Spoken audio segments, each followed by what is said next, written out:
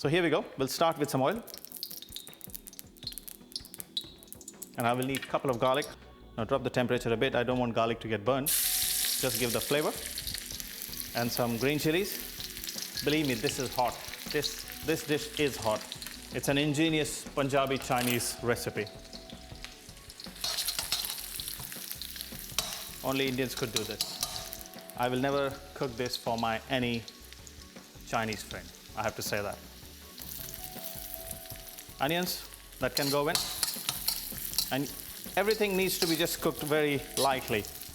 Everything has to be kept crunchy. That's the essence of this dish. And never be in a hurry to add the salt, because if you're going to add soy sauce has got a lot of salt. Peppers can go in.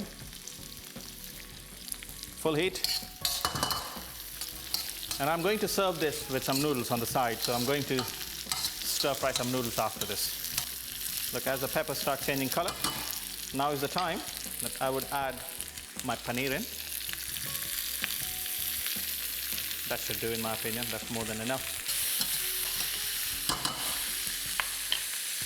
And we've got some soy sauce, which I'll add first. It's a dark one, so more chilies. It must be dark soy sauce.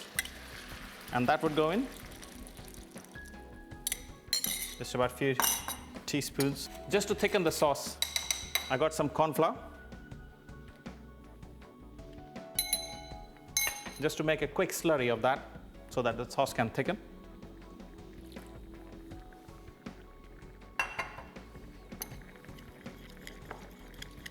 Drop the temperature a bit and add just half of the slurry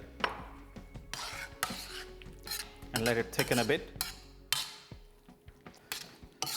Right, folks, while this simmers, I'll get on with my noodles on the side, and then I'll finish this, because there's hardly anything else to be done. It just needs to simmer and thicken a bit, and then serve with the noodles, okay? Now, to keep the color right, because soy sauce is fairly dark, I'll refrain from adding any soy sauce in my noodles, okay? So I'll need a little bit of garlic. That should do. All of it can go in here to give a little bit more color to my paneer. Nothing wrong in that, in my opinion.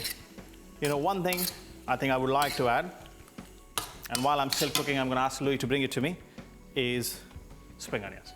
So Louis, whenever you have time, get me some spring onions.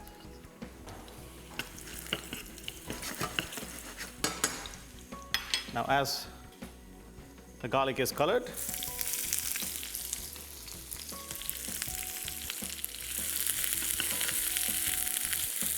drop the temperature a bit. It's too high.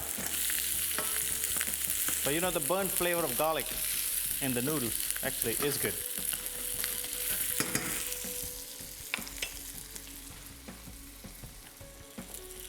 And I'll add a few red peppers now. I'll save a few for later.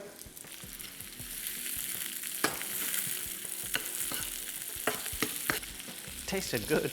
What can I say? But I'm not going to add that. I've just told you. So a little bit of noodles. Now the noodles are just getting ready. So I'm going to, this is for my noodles. Just to get some more green body in there. Spring onion, finely sliced. I could add a pinch of salt here. Really don't need it, because chili paneer will have lots and lots of salt in there. Careful with the knife. I'm really tempted to add a dash of soy sauce, but I know there's plenty of soy sauce here, so I'm not going to do that. Okay, this is good. This is looking really good. Smelling really nice as well. Now, some of the bean shoots would go in the noodle, and only in the last minute, just as you're ready to serve. Okay, that gives a beautiful crunch to the noodles. Spring onions would go in here. I won't stir it. I would actually kill the heat in both the sides. I'll wipe clean, and then I'm ready to serve. Right, folks, I'm good. I'm very happy with my noodles, very happy with my chili paneer, albeit it's slightly darker. I should have added little less soy sauce, but never mind, it's not looking bad. And I'm gonna garnish it with spring onions and it'll come alive. Now look at that, this is all done. I like to just turn my noodles, especially when the bean sprouts are added, just towards the end when I'm about to serve, because I like my bean sprouts to be really crunchy. And they are indeed. So here we go. We'll serve it. Make a kind of nest of noodles and then put the bean sprouts, sorry, the chili paneer on top. Lots of vegetable. I love this kind of food because, you know what, the Chinese community in India has lived for more than 300 odd years.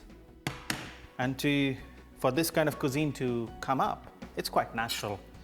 So, though I've been cheeky about it, talking about Sino-Ludhianvi food, but this fusion was bound to happen. It was always there.